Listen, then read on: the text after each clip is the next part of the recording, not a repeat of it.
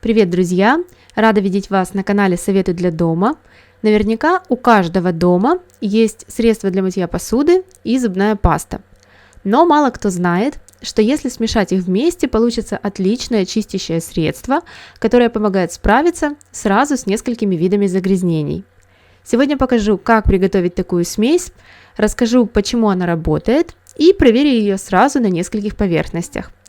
Средство для мытья посуды подойдет любое, только помните, если взять густое по типу фейри, то отмывать смесь будет намного лучше. Зубную пасту лучше взять обычную белую, без гелевых вставок и отбеливающих частиц. Ее вообще много для чего можно использовать в уборке, поэтому можете купить один тюбик самой дешевой зубной пасты и все им дома мыть. Рецепт смеси максимально простой. В небольшую емкость налейте 2 столовые ложки средства для мытья посуды.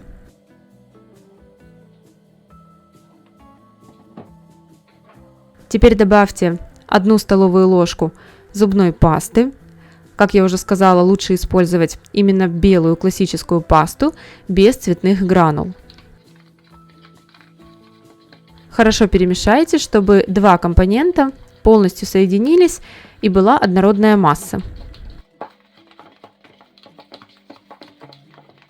Получается густой крем, который удобно наносить губкой, и благодаря такой консистенции он не стекает с поверхности, поэтому успеет поработать с загрязнениями.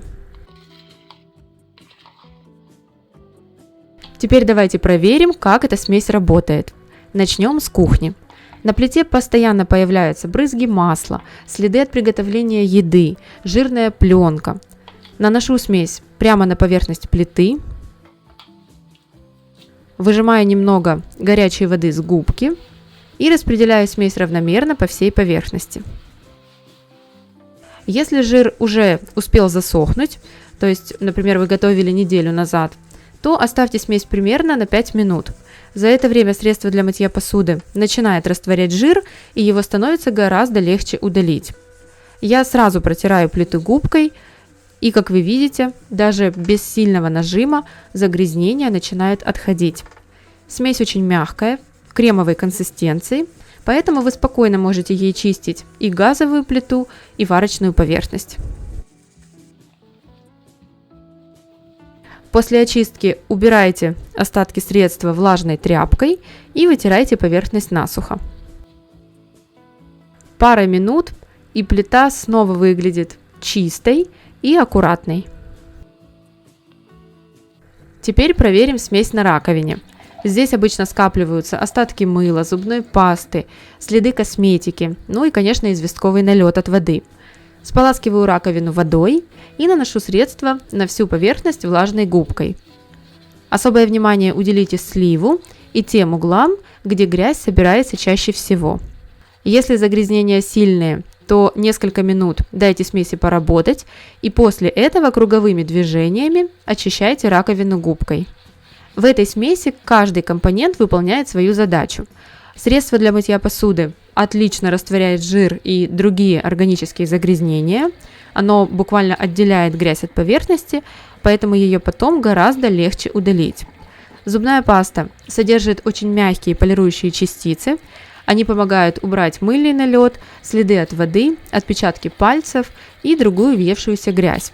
При этом не царапая большинство поверхностей при аккуратном использовании. Вместе эти 2 средства отлично дополняют друг друга. После очистки нужно просто смыть смесь водой. Я для наглядности вымыла только половину раковины. Смотрите, видите, как блестит мойка с этой стороны? Очень красиво. И смотрите, какая ситуация с другой стороны. Мойка вся матовая, никакого блеска нет. Плюс еще вся раковина с этой стороны такого легкого желтого оттенка. То есть четко видно, где раковина помытая, а где нет. Средство справилось замечательно, оно легко удалило налет и вернуло поверхности чистый вид. Если у вас жесткая вода, то смеситель нужно протирать ежедневно, иначе он быстро покрывается белым налетом и пятнами. Возьму совсем грамулечку этой пасты и посмотрю, как она справится с очисткой. Сначала смачиваю смеситель водой, а потом мягкой губкой с небольшим количеством пасты аккуратно протираю весь смеситель. Если у вас в области вентилей и у основания смесителя, там где он крепится к раковине, скопился известковый налет, то нужно использовать кислотное средство. Эта паста с сильным налетом не справится. Кому нужно очистить смеситель от известкового налета, смотрите видео, которое сейчас появилось в подсказке вверху справа. Когда вы моете смеситель, сполосните его водой, чтобы смыть остатки пасты, и можете вытереть насухо. Чистый, идеально блестящий смеситель, без единого пятнышка. Налет в ванне, думаю, всем вам тоже знаком. Матовая липковатая поверхность серого или желтого цвета. Беру влажной губкой немного пасты и распределяю ее по поверхности. Особенно тщательно прохожусь по местам, где обычно скапливается мыльный налет. У меня это вдоль вот этих невысоких бортиков. Если загрязнения старые, оставьте средство буквально на 5 минут, а затем слегка пройдитесь губкой по поверхности.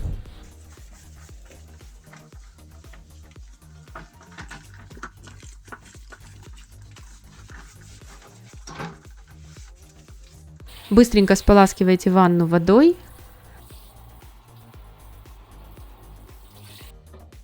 И смотрите, насколько чище стала ванна. Она аж скрипит.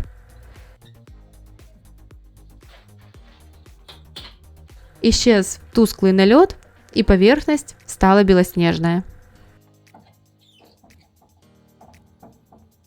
Грязь, отпечатки и липкость, которая появляется вокруг ручек двери, этой пасте тоже по плечу. Влажной салфеткой из микрофибры возьмите немного смеси и приступайте к очистке. Зубная паста мягко очищает поверхность, а средство для мытья посуды убирает липкую жировую пленку. В моем случае грязь отмывается очень легко, и пластик снова становится белый.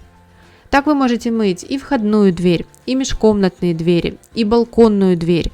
Только всегда перед первым использованием проверяйте смесь на небольшом, незаметном участке поверхности, особенно если покрытие глянцевое или чувствительное к абразивам.